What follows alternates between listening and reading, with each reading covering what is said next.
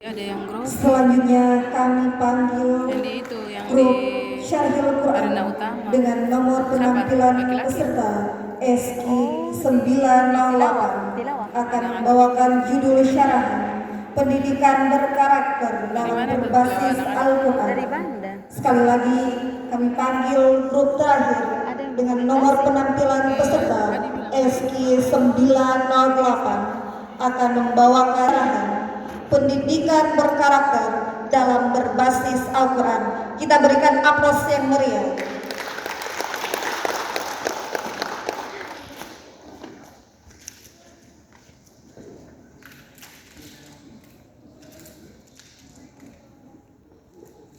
Tidak boleh, barang dia kecil.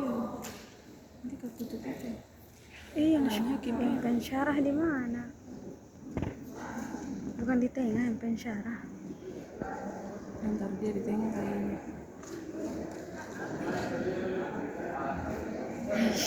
Yang kecil ini sampai ke terdamai. Bisa.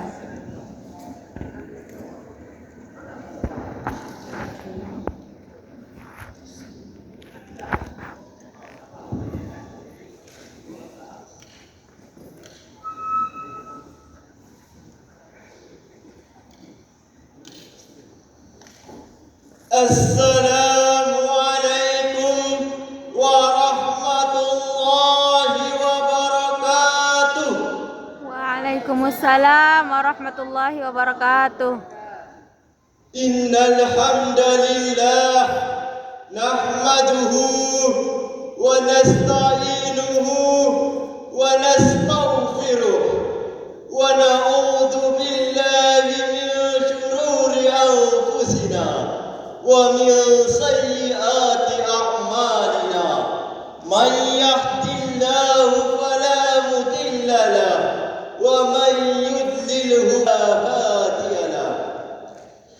Ashhadu an la ilaha illallah wahdahu la syarika lah wa ashhadu anna Muhammadan abduhu wa rasuluh la nabiyya. Puji syukur kita panjatkan kepada Allah Subhanahu wa taala atas rahmat dan nikmat yang diberikan kepada kita, sehingga pada kesempatan ini kita dapat dipertemukan dalam ajang musabaqah tilawatil Quran tingkat Provinsi Maluku. Salawat serta salam senantiasa kita sampaikan kepada junjungan kita Nabi besar Muhammad sallallahu alaihi wasallam yang telah menyampaikan agama Islam sebagai keyakinan kita di hari ini hingga sampai di hari kemudian kelak dengan ucapan Allahumma sholli ala Muhammad wa ala ali sayyidina Muhammad. Bapak Ibu Dewan Hakim yang arif dan bijaksana, hadirin yang kami banggakan.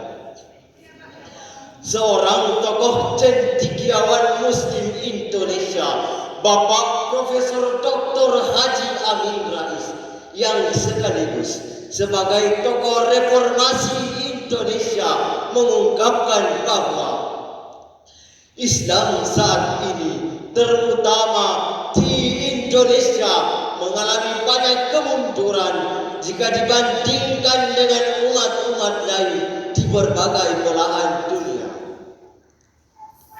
Selain itu, Dr. Yusuf Qaradawi dalam bukunya Muskilatul Fakri wa Kaifa A'la Jahdil Islam mengungkapkan bahwa Islam saat ini tengah menghadapi masalah besar lagi mendasar, yakni tengah berada dalam kondisi kemiskinan dan kemunduran. Demikian pula Profesor Dr. Nur Haris Majid mengatakan Islam memiliki ajaran yang visioner dan revolusioner, sehingga umat Islam seakan-akan dicengkram oleh gurita kemiskinan dan keterbatasan Buktinya kita masih tertinggal jauh oleh bangsa Amerika yang kapitalis, bangsa Cina yang komunis, dan bangsa Jepang yang Buddhis Taois. Padahal kita maklum bahwa bangsa yang memiliki jiwa optimis tidak boleh pesimis, apalagi bermental apatis dan berwatak iblis. Sebab dari hal itu bisa menimbulkan pikiran yang kotor, sifatnya yang diktator, dan programnya suka molor. Itulah sebabnya dari rendahnya sumber daya manusia yang berdampak langsung terhadap bangsa ini. Maka perkenankanlah kami dalam menyampaikan syarahan, kami akan membahas sebuah judul, konsep pendidikan berkarakter dan berbasis Al-Quran. Bapak Ibu Dewan Hakim yang kami muliakan, semoga melalui syarahan ini dapat berwujud dan mengaplikasikan ke dalam kehidupan nyata untuk diterapkan dalam membangun bangsa Indonesia menuju jalan yang sejahtera. Sebagai rujukan, mari kita dengarkan firman Allah dalam Al-Quran surah Al-Mujadalah ayat 11 sebagai berikut. A'udzu billahi minasy syaithanir rajim.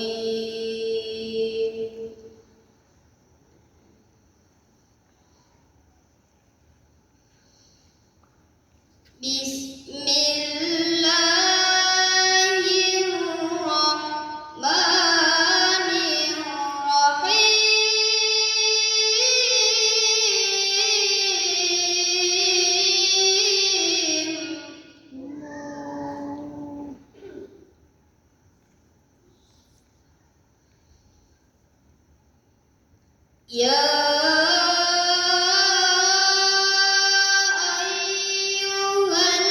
ayyuhalladzina amanu idza qila lakum tafassahu fil majalis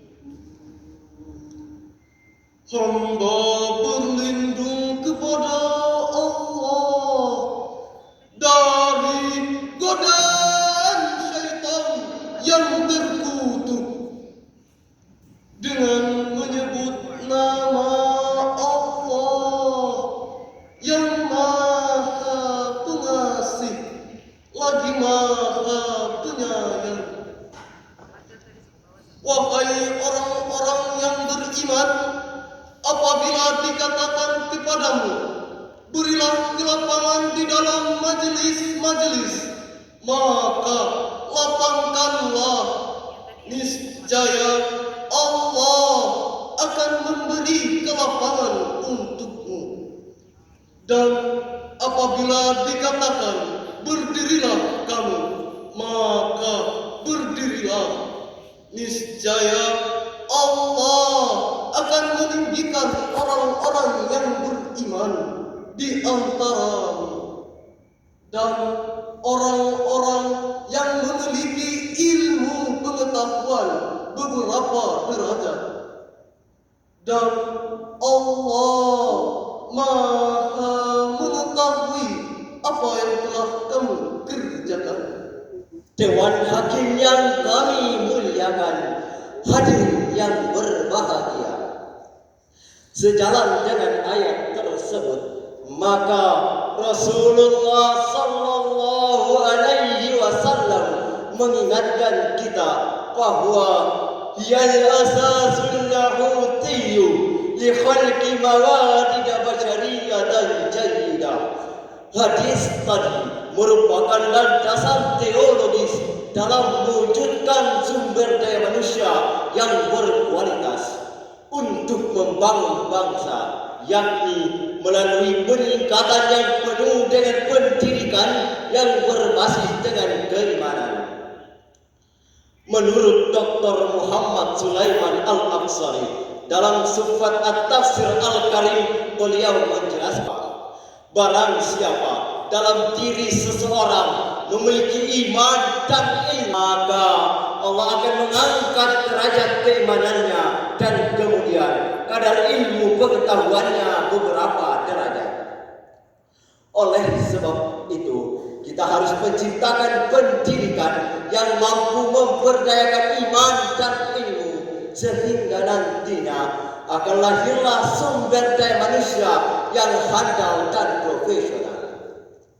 Namun sebaliknya, jika ilmu tidak didasari dengan iman, maka akan lahirlah manusia yang jahiliyah, yang akidah dan keimanannya sangat lemah. Contoh kecilnya, orang miskin kalaupun ia mencuri hanya untuk mencari makan sehari-hari, orang bodoh kalaupun ia mencuri hanya untuk mencari sesuap nasi. Namun jikalau maling-maling berpendidikan, bersenjatakan pena, memanipulasi data, maka dengan sekejap mata mereka mampu merogoh uang negara dengan jumlah miliaran rupiah. Seperti yang tertuang dalam syair Bersenandung, sebuah lagu yang diciptakan oleh grup band Kustus yang sebagian liriknya sebagai berikut. Bukan lautan, tapi hanya kolam susu. Itulah sebabnya sehingga Indonesia selalu banyak terlilit masalah, dari kasus korupsi sampai kasus narkoba. Namun masih banyak orang mengatakan negeri ini adalah negeri demokrasi. Padahal anehnya masih banyak tikus-tikus berdasi yang melakukan korupsi tanpa ada rasa malu terhadap rakyatnya. Jika kita jujur hadirin dan mau menghitung-hitung soal korupsi ini, maka kita bisa melihat mulai dari oknum polisi, jaksa, hakim, sampai kepada Mahkamah Agung dan KPK-nya ikut bermain dan terlibat dalam hal ini. Na'udzubillahi min dzalik. Akibat dari sifat-sifat buruk inilah, agar supaya kita tidak terjerumus ke dalamnya, marilah kita renungkan firman Allah dalam Al-Quran surah At-Taubah ayat 105 sebagai berikut.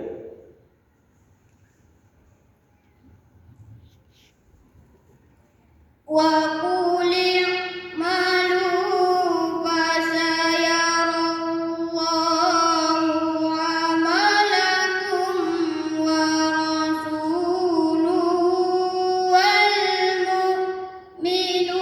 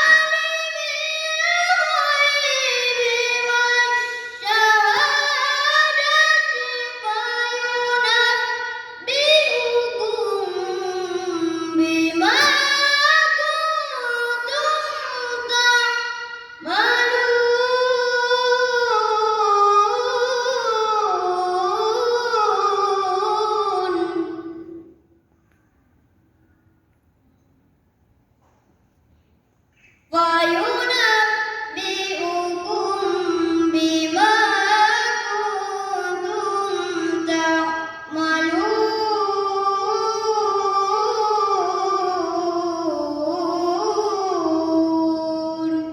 صدق الله العظيم. Dan katakanlah Allah akan melihat pekerjaanmu itu. Begitu juga Rasulnya dan orang-orang mukmin. Dan kamu akan dikembalikan kepada Allah yang mengetahui yang gaib dan yang nyata.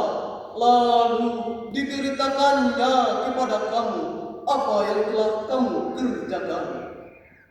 Maha benar Allah dengan segala firman-Nya. Dewan Hakim yang kami muliakan, hadirin yang kami banggakan. Ayat tadi diawali dengan kata i'malu, artinya bekerjalah kamu sesuai dengan skill, profesi dan kemampuan masing-masing. Menurut Imam Ali As-Sabuni dalam Sofwat At-Tafsir, beliau menjelaskan bahwa jika kita kaji lebih dalam mengenai ayat tadi, merupakan kaidah usul fikih yang mengarah kepada setiap perintah menunjukkan ada suatu kewajiban. Oleh sebab itu, kita maknai perintah Allah dimaksud untuk selalu memiliki mental baja, terus berusaha dan pantang menyerah. Itu yang pertama. Yang kedua, kita harus pandai menggunakan waktu dengan sebaik-baiknya.